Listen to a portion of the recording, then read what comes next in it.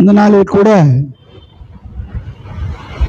நான் உங்களோடு பகிர்ந்து கொள்ளுகிற ஒரு செய்தி, அதன் தலைப்பு பெற்றுக்கொள்ளுங்கள். என்ன செஞ்சிடணுமாமா? பெற்றுக்கொள்ளணும். ஆண்டவர் நம்ம பார்த்து சொல்றாரு, நீங்கள் பெற்றுக்கொள்ளுங்கிற எண்ணத்தை பற்றி சொல்றாரு. வாசிப்போமா? யோவான் எழுதின சுவிசேஷம் 20ஆம் அதிகாரம் 22வது வசனம். அவர்கள் மேல் ஊதி பரிசுத்த ஆவியை பெற்றுக்கொள்ளுங்கள் அப்படிங்கிறார். இயேசு கிறிஸ்து யார் மேல ஊதினாரு? யார் பரிசுத்தை பெற்றுக்கொள்ளணும் அப்படின்னா, இயேசு கிறிஸ்து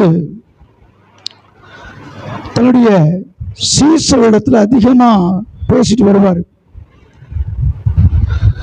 இயேசு கிறிஸ்து மரிச்சு உயிர் தெளிஞ்சிட்டார். இப்போ சீசர்கள் ஒரே சந்தோஷம் இருக்கிறாங்க. உயிர் தெளிஞ்சிட்டாரு, சந்தோஷம் இருக்கிறாங்க. இப்போ கூட ஈஸ்டர் முடிஞ்சிருச்சு, உயிர் தெளிவு கொண்டாடி இப்படி சந்தோஷமாக்குறான். அப்புறம் சீசர்கிட்ட ஆண்டவர் சொல்றாரு, அப்படின்னு ஊதி நீங்கள் பரிசுத்தாவை பெற்றுக்கொள்ளுங்கள் அப்படிங்கிறார். இப்போ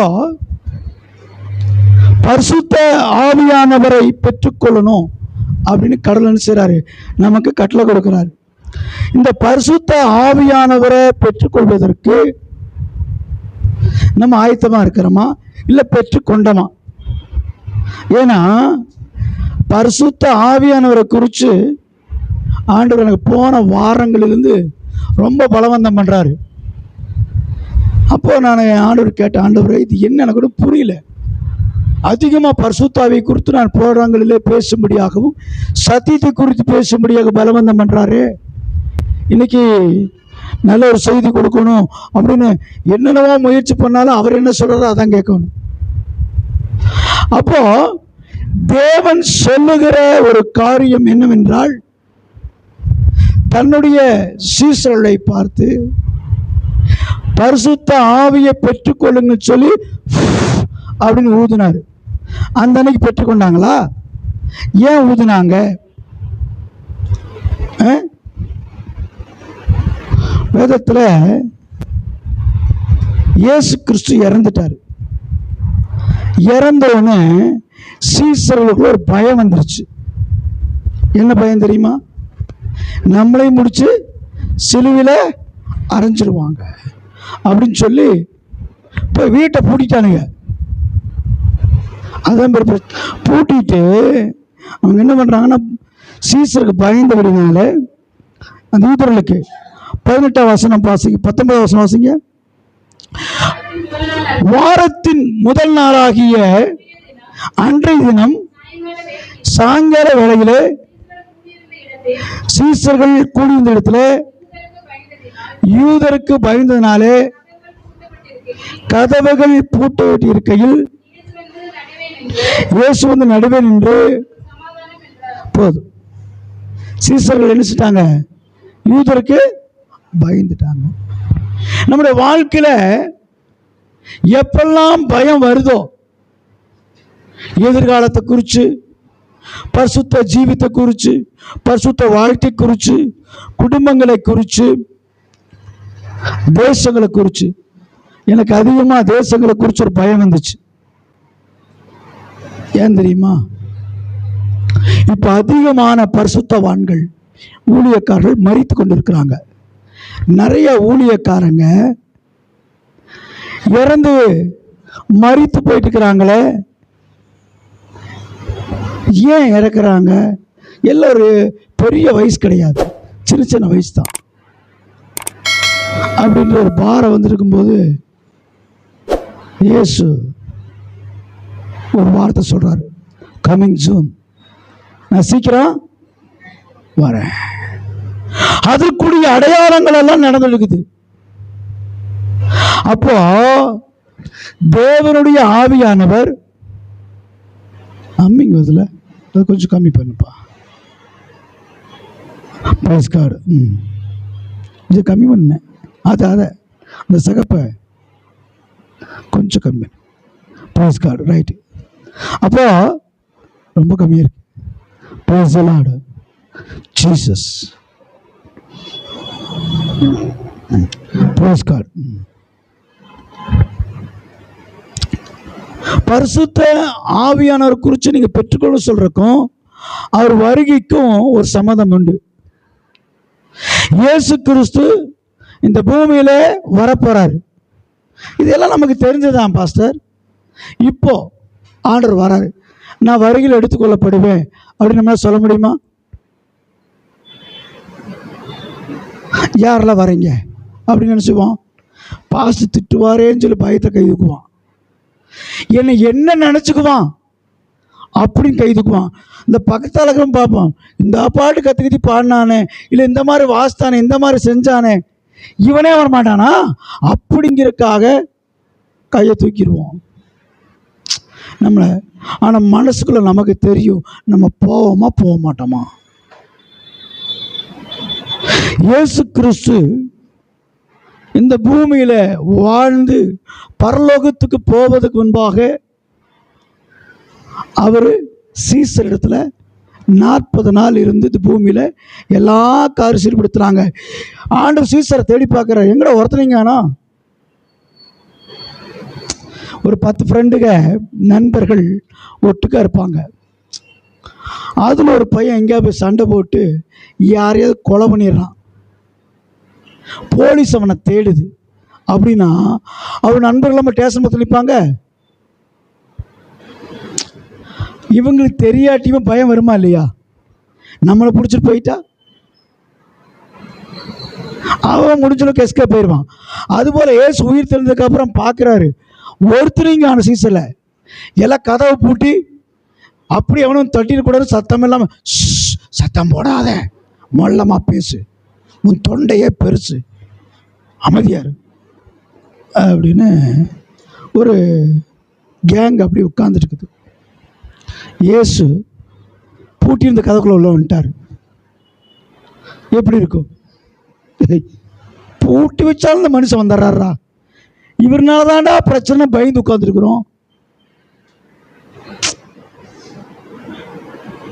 அப்போ இயேசுக்கு சொல்றாரு, நான் உங்களை விட்டு போயிடுவேன், ஆனால் உங்களை தேற்ற தேற்றவாளனை உங்களுக்கு தருவேன், நான் உங்களை திக்கற்றலா விடேன். போனவர் என்ன பிரசங்கம் பண்ணோம்? அவர் உங்களை காப்பாரு, நான் உங்களை திக்கற்ற விடேன்னு சொன்னார். இப்ப பரிசுத்த ஆவியானவரை நமக்கு தராரு.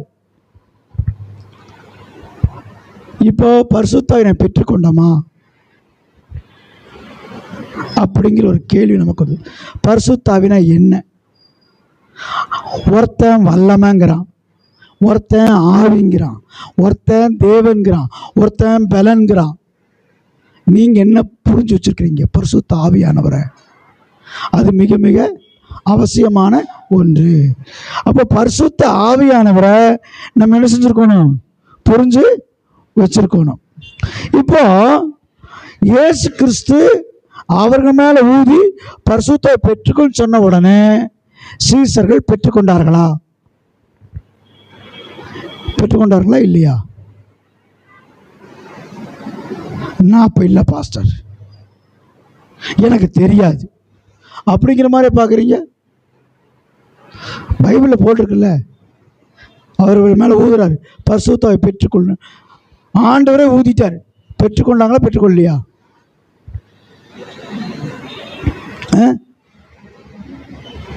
பரிசுத்த ஆவியானவர் புதிய ஏற்பாடுல இருக்கிறாரா, பழைய ஏற்பாடுலையும் இருக்கிறாரா?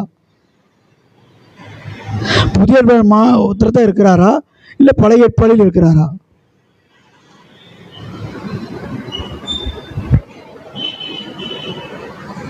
ಏನಾಯ್ತು? தமிழ் ತಿಳಿಸದಾ? பேசணும் இல்லை பாரு. இப்போ தெலுங்கு தான் அந்த அம்மாவுக்கு புரியுது. தெலுங்கில் பதில் சொல்லணுன்னு டக்குன்னு புரிஞ்சு பழைய ஏற்பாடு இருக்கிறாங்க. இது தெலுங்கு ஆறாதான் தெரியாமல் நான் தமிழில் பேசிட்டு இருக்கிறேன். நீங்கள் எல்லாம் பேசணும். பரிசுத்த ஆவியை பெற்றுக்கொள்ளுங்கள் என்று சொல்லி கருத்தை சொன்ன போது, இப்போ நம்ம எத்தனை பேர் பரிசுத்த ஆவியை பெற்றிருக்கிறோம்? நமக்குள்ள பரிசுத்த ஆவி இருக்கிறாரா அப்படின்னா நம்ம எதை பரிசுத்த ஆவி என்று சொல்லுகிறோம்? அந்நிய பாஷை பேசுவது பரிசுத்த ஆவியானவரா? அதுதான் பரிசுத்த ஆவியா? இல்ல பரிசுத்த ஆவிங்கிறது தேவனா?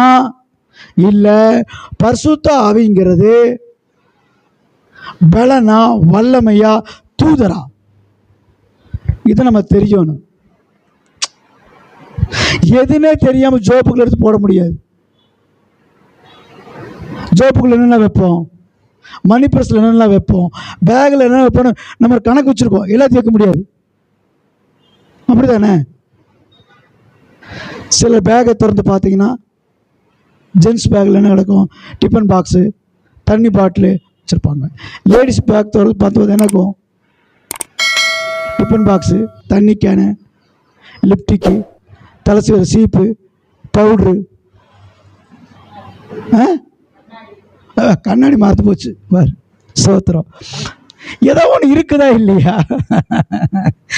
பாருங்க, நாம் மறந்தாலும் கொண்டு போகிறவங்க நாம் இருக்கா இல்லையா? முகத்தை பார்க்கணும், இத்தனையும் செஞ்சு பார்க்கல எப்படிப்பா?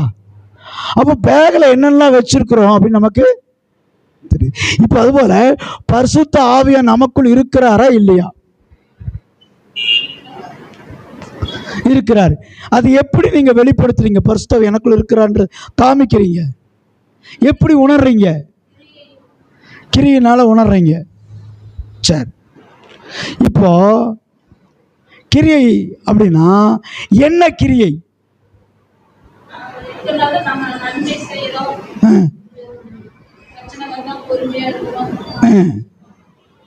இருக்கிறோம். எனக்கு அன்பானவர்களே, நம்ம எண்ணத்தையெல்லாம் பெற்றிருக்கோம் தெரியுமா? செல்போன் பெற்றிருக்கிறோமா?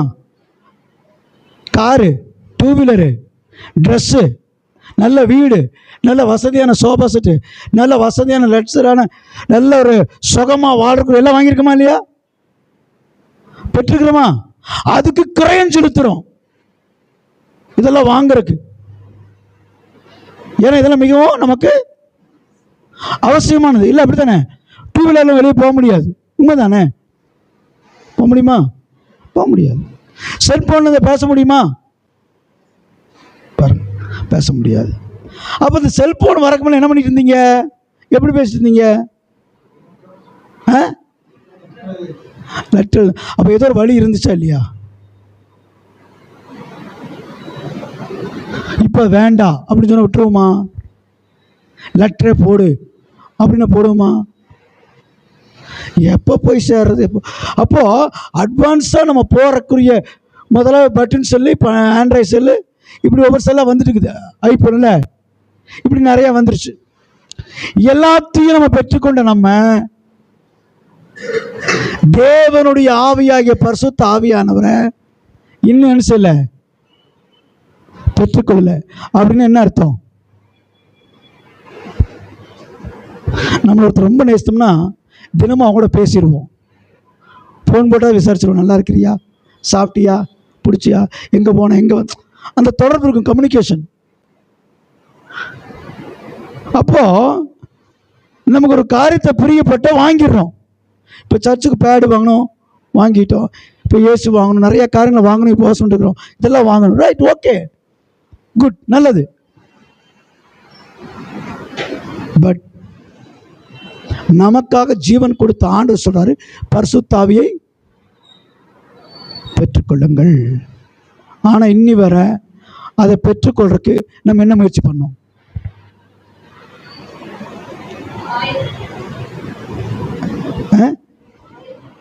ஆயத்தமானுமா?